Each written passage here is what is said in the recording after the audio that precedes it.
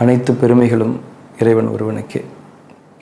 உயிர், மனம், பஞ்சபூத சக்தி கட்டமைப்பு மற்றும் பரு உடல் ஆகிய நான்கும் மனித அமைப்பின் அடிப்படை அங்கங்கள் என்பதையும், இவை நான்கும் ஒன்றோடொன்று தொடர்புடையவை என்பதையும், இவற்றில் உயிரும் மனமும் பஞ்சபூத சக்தி கட்டமைப்பும் மறைவானவை, பருவுடல் என்பது தோற்றமானது என்பதையும் கடந்த பாடத்தில் நாம் புரிந்து கொண்டோம். இந்த மனித அமைப்புகளினுள் உயிர் சக்தி எப்படி உருவாகி செயல்படுகின்றது என்ற மிக முக்கியமான புரிதலை இந்த பாடத்தில் நாம் விளங்கிக் கொள்வோம். நாம் உணவு உண்ணுகின்றோம், நீர் அருந்துகின்றோம், காற்றை சுவாசிக்கின்றோம். இவைகள் மூலம் நமக்கு உயிர் சக்தி கிடைக்கின்றது. பொதுவாக இவைகளை நாம் அனைவருமே அறிவோம். இவைகள் போக நமது வியர்வை துவாரங்கள் ஒவ்வொன்றின் வழியாகவும் நம்முடைய உடலுக்குள் உயிர் சக்திகள் வெளி சூழலிலிருந்து உள்ளே வருகின்றன என்பதை நாம் அறிந்து கொள்ள வேண்டும். உதாரணத்திற்கு, சூரிய ஒளியிலிருந்து நமக்கு ஒரு வித சக்தி கிடைக்கின்றது என்பதை நாம் அறிவோம் தானே.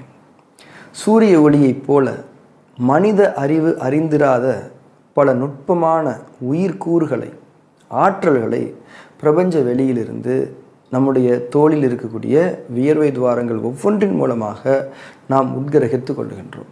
இப்போதும் கூட நாம் உட்கிரகித்து கொண்டுதான் இருக்கின்றோம். அந்த சக்திகளை பொதுவாக நாம் பிரபஞ்ச சக்திகள் அல்லது பிரபஞ்ச உயிர்கூறுகள் என்று அழைக்கின்றோம். ஆக உணவு, நீர், காற்று, பிரபஞ்ச உயிர்கூறுகள் ஆகியவற்றின் மூலம் நமக்கு உயிர் சக்தி கிடைக்கின்றது. இவை நான்கும் எங்கே இருந்து உள்ளே வருகின்றன? வெளி சூழலிலிருந்து நம்முடைய உடலுக்குள் வருகின்றன என்பதை நாம் இங்கே மிக முக்கியமாக அறிந்திருக்க வேண்டும். எனவே இவைகளை புற உயிர் சக்திகள் என்று அழைக்கலாம். இந்த புற உயிர் சக்திகளை நம்முடைய உடலுக்குள்ளே ஏதோ ஒன்று ஈர்க்க வேண்டும் தானே. அந்த ஈர்க்கக்கூடிய சக்தி எது என்பதை நாம் அறிந்து கொள்ள வேண்டும். ஏனென்றால் ஒரு உயிரற்ற உடல் புற உயிர் சக்திகளை ஈர்க்க முடியாது தானே. ஒரு சவம் இருக்கிறது, வெளி சூழலில் காற்று இருக்கிறது. காற்று இருந்தாலும் அந்த சவத்தால் அதனை உள்ளிழுக்க முடியாது தானே. ஆக உள் சூழலில் இருந்து புற உயிர் சக்திகளை ஈர்ப்பது எது என்றால் அது நம்முடைய உயிராகும், நம்முடைய உயிர் சக்தியாகும்.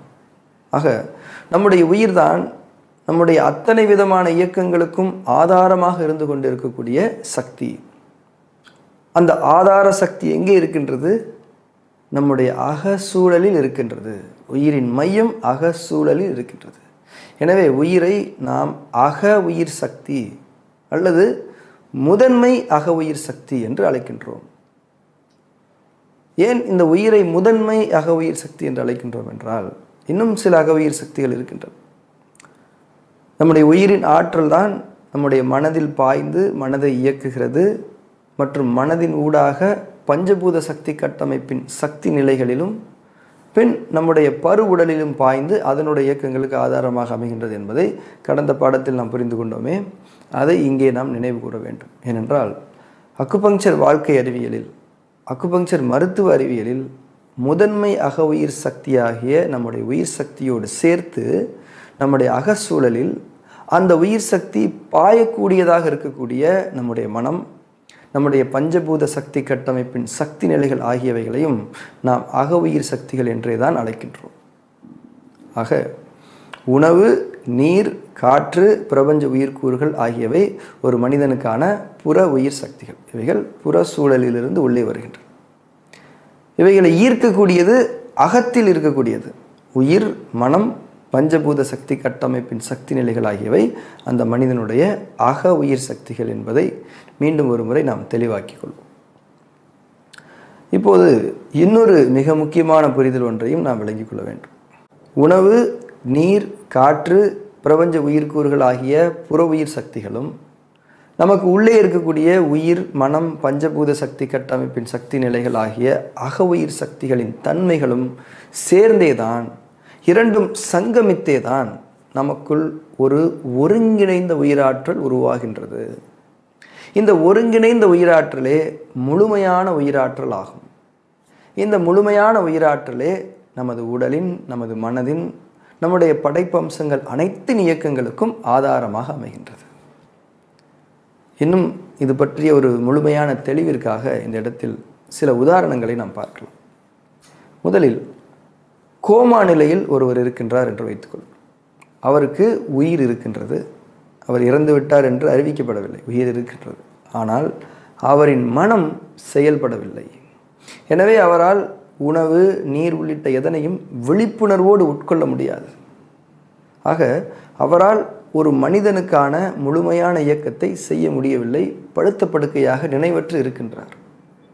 இந்த உதாரணத்தில் அக உயிர் சக்தியான நம்முடைய மனதின் முக்கியத்துவத்தை, ஒரு மனிதனின் செயல்பாட்டில் மனதின் பங்களிப்பினுடைய முக்கியத்துவத்தை நாம் உணர்ந்து கொள்ள வேண்டும். அடுத்து ஒரு உதாரணம் பார்க்கலாம். இன்னொருவர் இருக்கின்றார், அவருக்கு உயிர் இருக்கின்றது, அவருடைய மனமும் செயல்படுகின்றது. கோமா நிலையில் அவர் இல்லை. ஆனால் அவருக்கு பசிக்கின்றது. அவரோ உணவோ நீரோ இல்லாத ஒரு சூழலில் சிக்கி போயிருக்கின்றார். இதனால் அவர் சோர்வடைந்து கொண்டிருக்கின்றார். எனவே அவரால் தொடர்ந்து ஒரு நல்ல வலுவுள்ள இயக்கத்தை வெளிப்படுத்த இயலாத நிலை உருவாகின்றது. தொடர்ந்தும் அவருக்கு உணவும் நீரும் கிடைக்காமலே இருக்கின்றது என்றால் அவர் இறக்கவும் நேரிடும் தானே. ஆக இந்த உதாரணத்தில் புற உயிர் சக்திகளான உணவின் மற்றும் நீரின் முக்கியத்துவத்தை நாம் உணர்ந்து கொள்ள வேண்டும். அவருக்குள்ளே உயிர் இருந்தாலும் மனம் இருந்தாலும் புற உயிர் சக்திகள் இருந்தால்தான் அவரால் உயிர் வாழ முடியும். மூன்றாவது ஒரு உதாரணம் பார்க்கலாம். இது மிக முக்கியமான ஒரு உதாரணம், கவனித்துக் கொள்ளுங்கள். இன்னொருவர் இருக்கின்றார், அவருக்கு உயிர் இருக்கின்றது, மனமும் செயல்படுகின்றது, உணவும் நீரும் காற்றும் அவருக்கு நிறைவாக கிடைத்து கொண்டிருக்கின்றன. ஆனால் அவருடைய மனதில் பயங்கர கோபமும் அவசரமும் பரபரப்பும் இருக்கின்றது. அவரால் ஒரு நன்மையான இயக்கத்தை, ஒரு நிதானமான இயக்கத்தை வெளிப்படுத்த முடியுமா? முடியாது தானே. நம்முடைய அனுபவமாகவே இது இருக்கின்றது தானே. அவசரத்திலும் கோபத்திலும் எத்தனை தவறுகள் ஒரு மனித வாழ்வில் நிகழ்கின்றன. ஆக இங்கே அக உயிர் சக்தியான மனிதனின் மனம் நல்ல தன்மையில் நல்ல குணங்களோடு செயல்பட வேண்டியதனுடைய அவசியத்தை நாம் உணர்ந்து கொள்ள வேண்டும். மேலும் இந்த இரண்டாவது உதாரணத்தில் உணவு மற்றும் நீரின் முக்கியத்துவத்தை பார்த்தோம் தானே. அங்கேயும் நல்ல உணவும் நல்ல நீரும் கிடைக்காமல் போனாலும் கூட அவரின் உயிரும் உடலும் பாதிப்புகளுக்கு உள்ளாக முடியும் தானே. ஆக ஒரு மனிதனின் ஆரோக்கியமான இயக்கத்திற்கு அக உயிர் சக்திகளும் அவசியம், புற உயிர் சக்திகளும் அவசியம். அந்த இரண்டு சக்திகளிலும் நல்ல நிலைகளில் நல்ல தன்மைகளில் இருக்க வேண்டியதும் அவசியம். அப்போதுதான் நமக்குள் உருவாகக்கூடிய அந்த ஒருங்கிணைந்த உயிராற்றல், அந்த முழுமையான உயிராற்றல் தரமானதாக இருக்கும் என்பதை நாம் ஒவ்வொருவரும் தெளிவாக விளங்கிக் கொள்ள வேண்டும். தரமான ஒருங்கிணைந்த உயிராற்றலை கொண்டே ஒரு மனிதனின் முழுமையான ஆரோக்கியம் அமைகின்றது என்பதை நாம் உணர்ந்து கொள்ள வேண்டும். நமது உடலின் இயக்கங்கள் ஒவ்வொன்றுக்குமான சக்தியில் நமது உயிரின், நமது மனதின், நமது உணவின், நீரின், காற்றின் மற்றும் பிரபஞ்ச உயிர்க்கூறுகளின் பங்களிப்பு இருக்கின்றது என்பதை நாம் இங்கே அறிந்துணர்ந்து கொள்வது என்பது அக்குபங்க்சர் வாழ்க்கை அறிவியலுடைய, அக்குபங்க்சர் மருத்துவ அறிவியலில் இருக்கக்கூடிய மிக முக்கியமான ஒரு புரிதலாகும். இறுதியாக மீண்டும் இந்த பாடத்தினுடைய சாரத்தை நாம் விளங்கிக் கொள்ளலாம். நமக்குள்ளே இருக்கும் அக உயிர் சக்திகள் வெளியில் இருக்கும் புற உயிர் சக்திகளை ஈர்க்கின்றன. அக உயிர் சக்திகளும் புற உயிர் சக்திகளும் இணைந்தே ஒரு ஒருங்கிணைந்த முழுமையான உயிராற்றல் நமக்குள் உருவாகின்றது. இந்த ஒருங்கிணைந்த உயிராற்றலே நம்முடைய அனைத்து விதமான இயக்கங்களுக்கும் ஆதாரமாக அமைகின்றது.